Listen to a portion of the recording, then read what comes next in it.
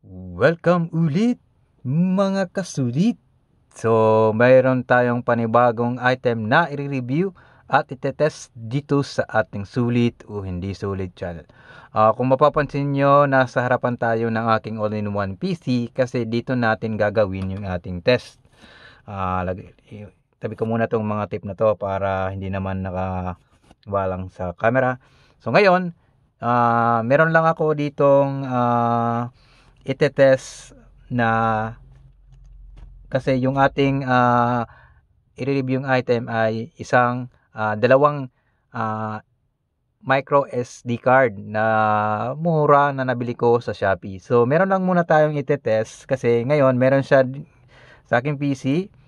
Meron ditong micro SD card ngayon. Yan, merong micro SD card pero kailangan ko lang i-format kasi nag-testing na ako ng gagamitan kong pang test. So, meron ako ditong dalawang application para mag-test ng SD card o any kind of SD card, micro or yung malaki. So, meron ako ditong H2 Test W. So, at meron naman ako ditong Fake Plus. Yan. So, meron akong SD card dito. So, format ko lang muna kasi yan. Format ko lang siya. Okay. Yan, format na siya. Close. Yung gagamitin kong application ay itong fake flash. Kasi kung gamitin ko naman na H2 Test W, medyo magiging matagal. Kasi 64 gig yun. Pag ginamitan ko nito, aabot yun ng 2 oras. So, ito na lang yung gagamitin ko, yung fake flash. So, run ko lang ito sa administrator. Yan, run ko lang sa administrator. Tapos meron siyang lalabas. Yan. Okay, yan, ilagay ko na lang dito. Yan. So, nandito yung SD card. So, yan. Format, test natin. Quick size test lang para malaman natin kung real yung isang SD card. So, ngayon, nandito na. Test natin. Yan. Meron pop-up niyan na tawag nito. A warning. You will destroy all data kasi meron siyang gagamitin na files.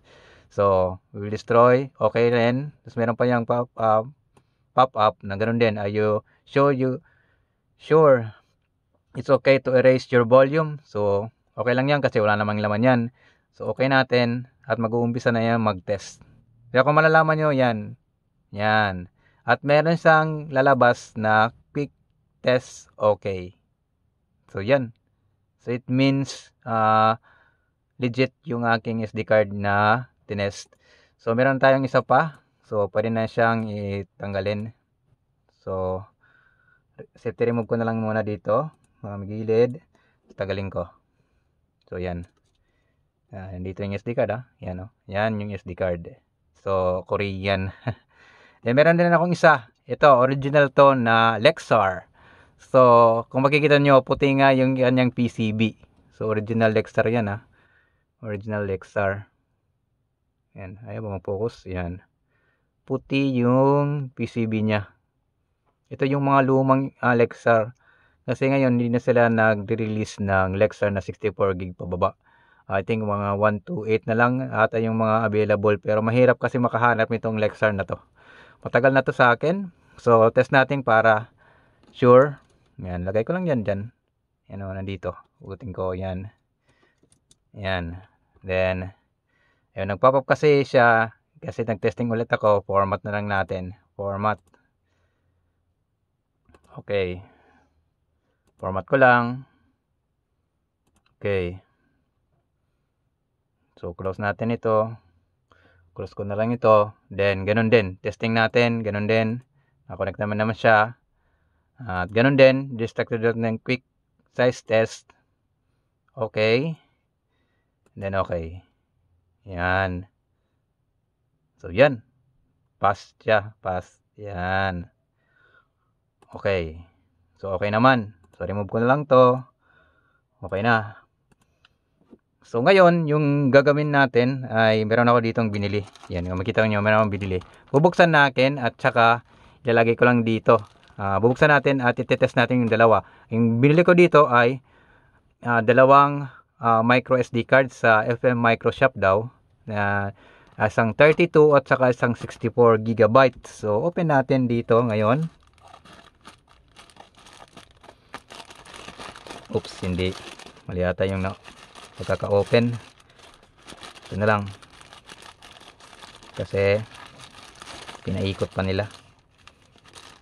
So yan. So continue tayo dito sa recording.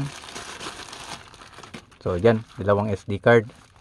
Pero unbranded itong SD card na to. Hindi ito wala itong brand. Pero okay na rin. So di ko SanDisk talaga yung binigay nila. Yan, SanDisk. Isang 64 GB. Pero yan 64 GB daw, pero wala na, hindi na ito, parang hindi ito legit. 32 naman dito. So ngayon, meron akong ditong tape para talaga hindi sinabing pinalitan ko. Yan, lagay natin dyan. So unahin natin yung 32 GB. Yan, unahin natin 32 GB. Saan ba dito? Dito daw dapat buksan, pero hindi na. So okay, diretso lang tayo. Okay. Mukhang mayroong siyang kits. Ano ba?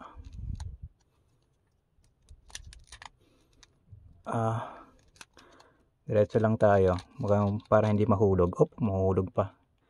So yan. 32 GB SanDisk. So try natin. Yan, pasok na. Yan. So pasok natin dun sa PC. Connect natin. Ano ba yan? Nasaan yung butas? Yan. O baka yan, tulak ko. Yan. Ano? What my music? What my music? Gamit na to? Talaga lang? Itabi ko muna ito ng konti. Itabi ko. Yan kung makikita nyo, may music pa. Saan na yan? Ayan may music. Talaga lang. So okay, wag na lang tayo kasi test naman natin yung capacity nito. So wala na akong pag-alam dun sa kung ano nakaalong laman nito. Properties nga natin. Properties. Yan, SD card naman, merong 80 gig na use space. Okay, format natin. Yan, format natin. 432 lang yan kasi okay lang kahit 432. Start natin. Yan, okay. Mukha yata baka mahulog yung SD card. Yan, format natin. Okay. Ulitin pa natin ulit. Oh, wait. Write protected siya. Baka na bump yung SD card. Ulitin natin kasi ulitin natin. Ayaw nga na usog nga siya. So ulitin natin. Na tawag nun. Nausog. Oops. Ayaw bumasa. Ulitin natin. Ano nangyari dun? Ay, nauusog siya. So wait, gamit na lang ako ng ibang SD card reader kasi medyo parang tinutulak niya yung lock ay kawan. Tawag nun. Write protect. Ayaw pa matanggal. So tanggalin ko lang to. So gamitin na lang natin yung Lexar. So natutulak niya yung write protect kaya ayaw mag-format. So pasok natin. Okay ba yung SD card na to? Meron pang music, Taylor Swift. Ano ba naman yan? Dito na lang right click natin, format. And start natin. Medyo cute. Okay. Medyo matagal lang ata mag-format. Yan. Ayun. Yan na. Okay. So, close natin. Then, open natin ito. So, close ko lang muna kasi medyo nasa 42. Run natin to. Right click natin as Start Administrator. Then, okay. Yan, no labor, 32 GB. Test natin. Destructive ganun din. Test natin. Quick. Drag ko lang to. Okay. Okay. So, yan. Oh, ayun na oh. Device duplicate bad sector. So, hindi siya pure. Nag-fail siya sa, hindi ko lang alam. Nag-fail siya. Mayroon lang 2 sector block lang. Pero ulitin natin. Try natin ulit. Okay. Medyo mayroong fail lang. Reject ko lang muna. Balik ko ulit. Close ko na lang to. Yan, naka-remove na. Balik ulit. And then, ma-format natin kasi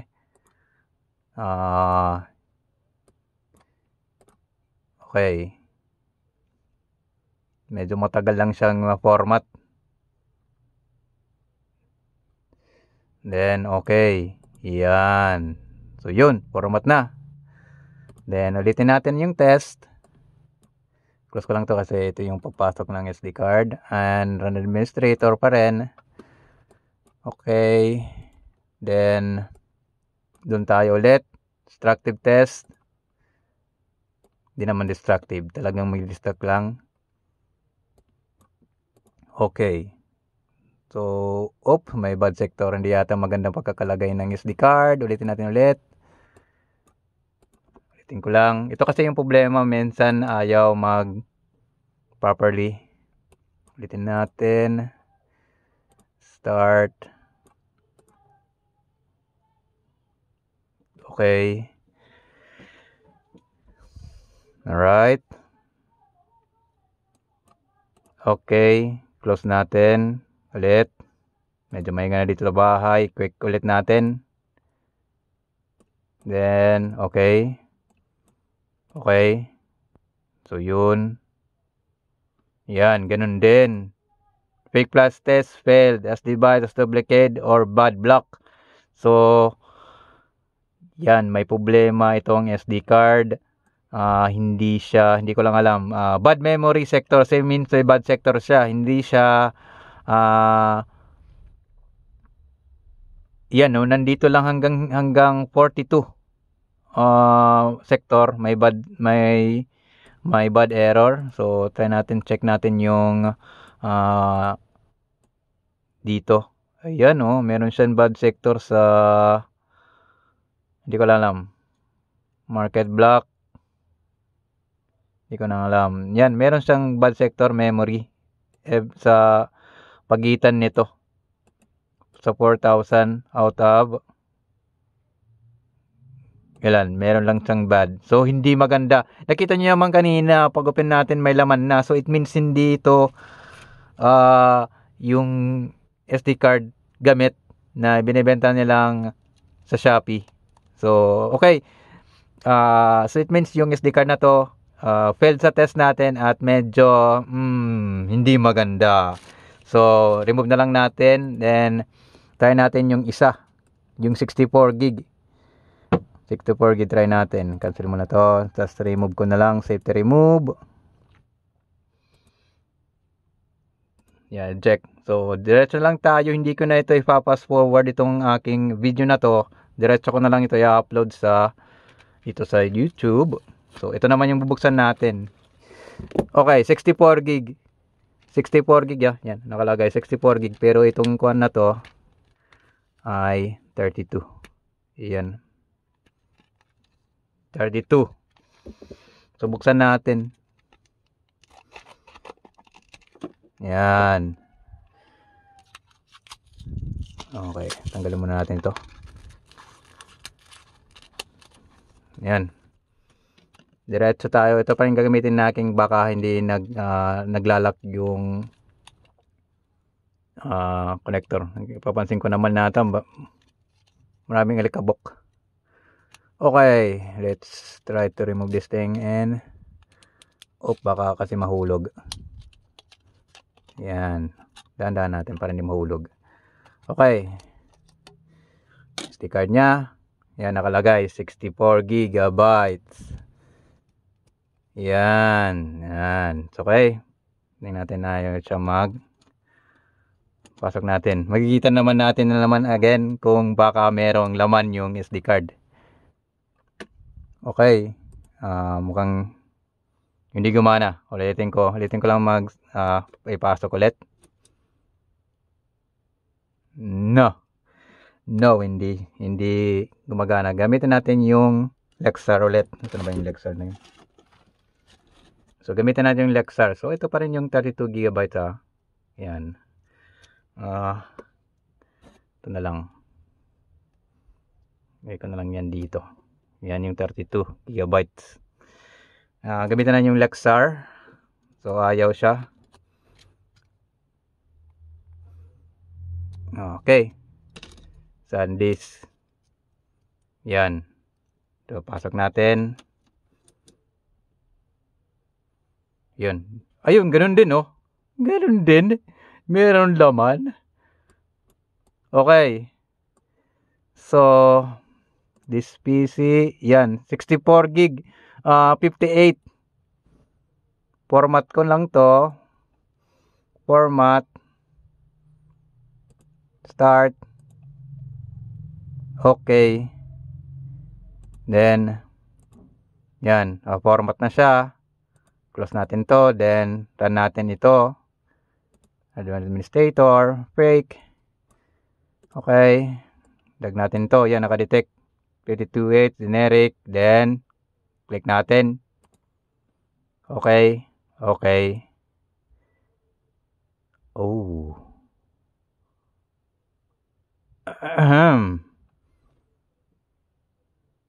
Mukhang nag-responding. OMG. Lagot. So, it's 17 minutes na tayo nagre-recording dito. Ito yung 32 gigabytes. So, may bad sector. Then, error na yung ayan, H2W. Nag-error na siya, oh. So, check natin sa PC. Nandito naman. Yan, nandito naman siya. Pero error dito. Holy shit. Yan na lang progress natin. Ulitin natin. Should di maganda. Hindi maganda, mga kasulit. Task manager muna natin. Ayun, na-close na. Ulitin na lang natin. Set remove ko lang muna ng konti. Wala siya dito. So, ganun pa rin. Yan, yung 64 gigabytes pa rin. Yan, 64 gigabytes. Flash natin. So, hindi maganda yung SD card na yon. Format natin ulit. Start. Okay. Complete. Close natin. Close ko lang to. Then, Radman Administrator.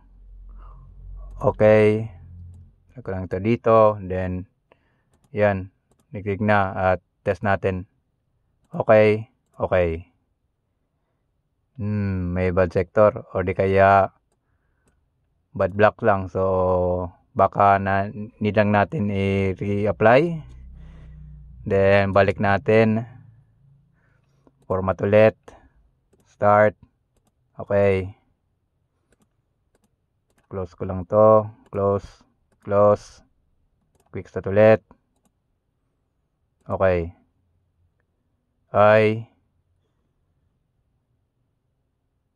So, ganun din.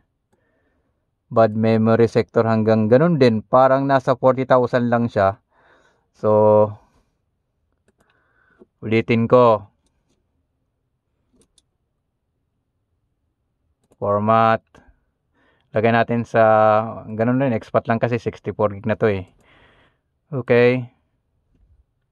Format ulit. Ganun din. Nagkalawan na to, tuloy ulit kita. Okay. Okay. Okay. Yan. Kung mapapansin nyo, properties. Yan, 64. 62. 58.5 gigs. Then, try natin. Dito ulit. Close ko na lang to. Relaunch natin. Administrator.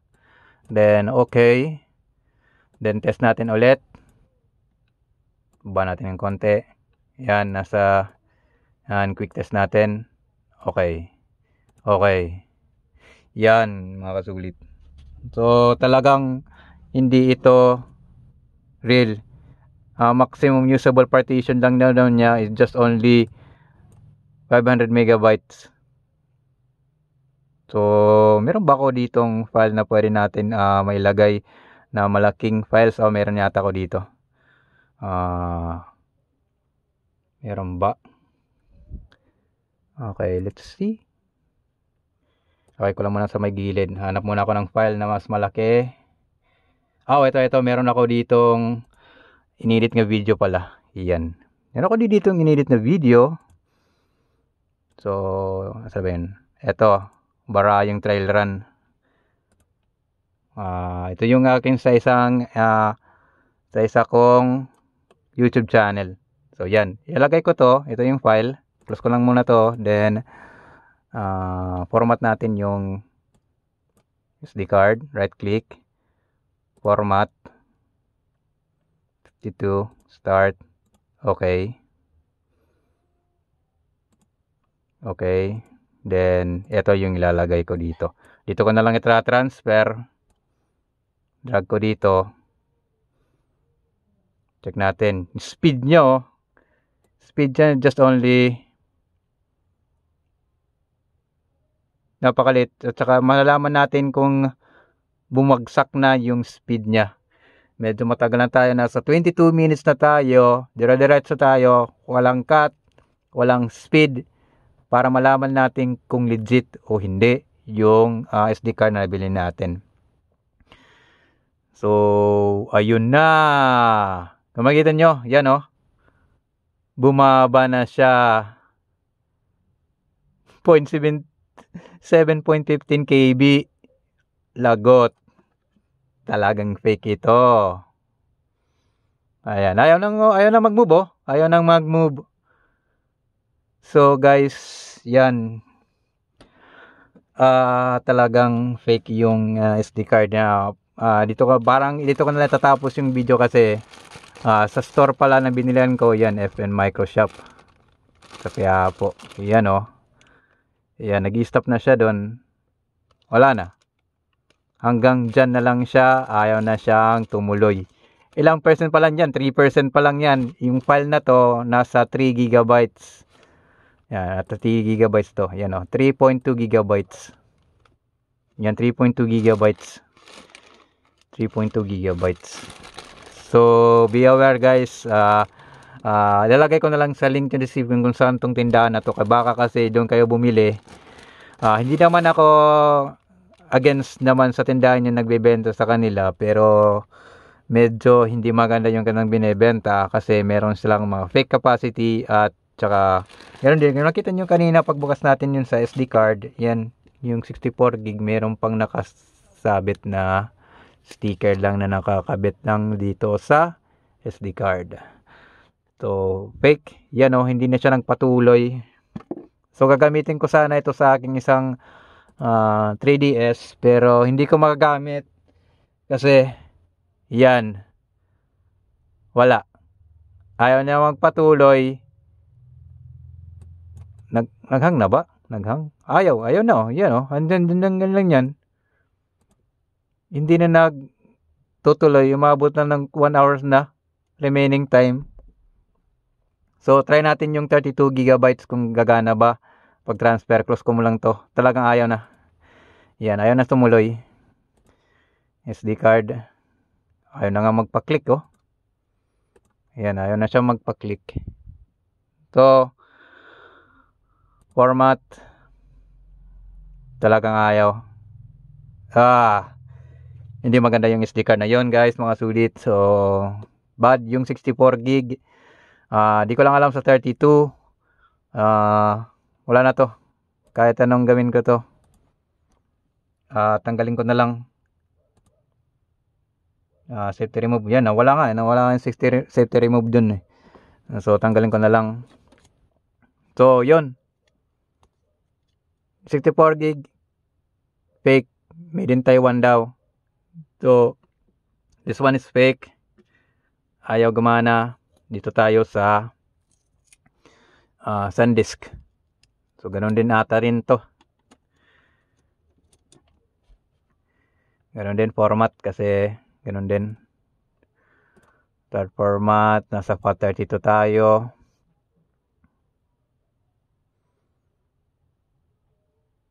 Complete. Okay. Then, open natin yung aking mga finished video. Then, ayun na ba yun?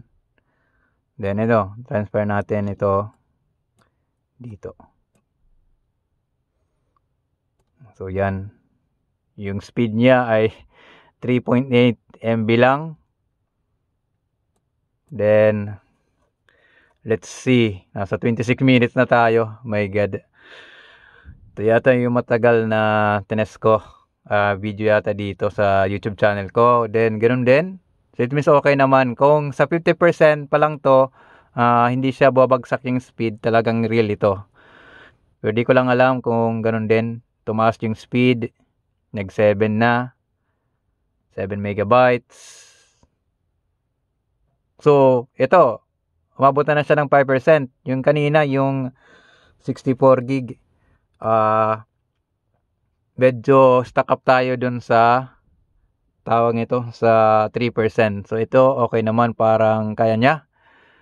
So, yan kasi itong Barayong Trail Run na to is 3.2 gigabytes. So, seems okay. So, yan. Kaya yata mapuputol yata ang video na to dito. Kasi umabot na tayo sa 27 minutes. Mabagal lang siya. Nasa 7.0 lang. Then,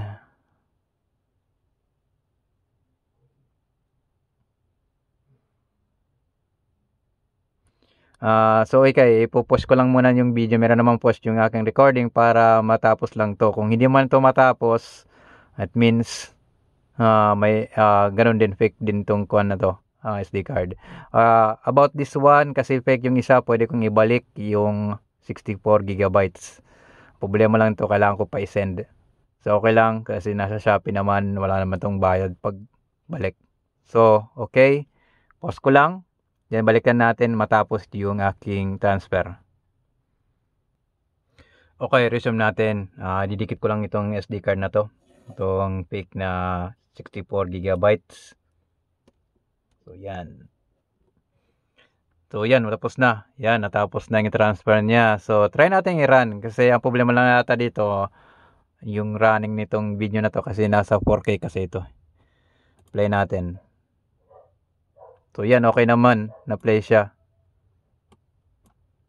So, buong video ba? Mukhang nahirapan siyang basahin lang. Or, ganun din. Ayun, okay naman. Nabasa naman siya. So, yan, mga kasulit. Dito ko na lang tatapos yung video kasi medyo mahaba na to kung gagawin natin. So, may abot na tayo sa 30 minutes. So, yan, guys. So, okay naman yung kanyang 32 gigabytes ata. Pero yung kanyang 64 gig, talagang peke yun. Nakita nyo naman kanina yung kanyang packaging pa lang. Meron siyang nakadikit. So, yan. Avoid na lang itong store na to. Kasi, baka bumili kayo ng 64 gig pataas. Siguradong fake yun. capacity at minsan ayaw nga gumana.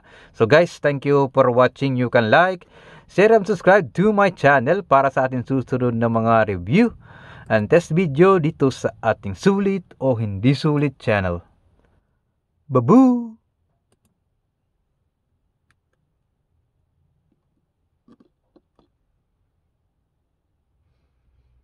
Wala. Yan.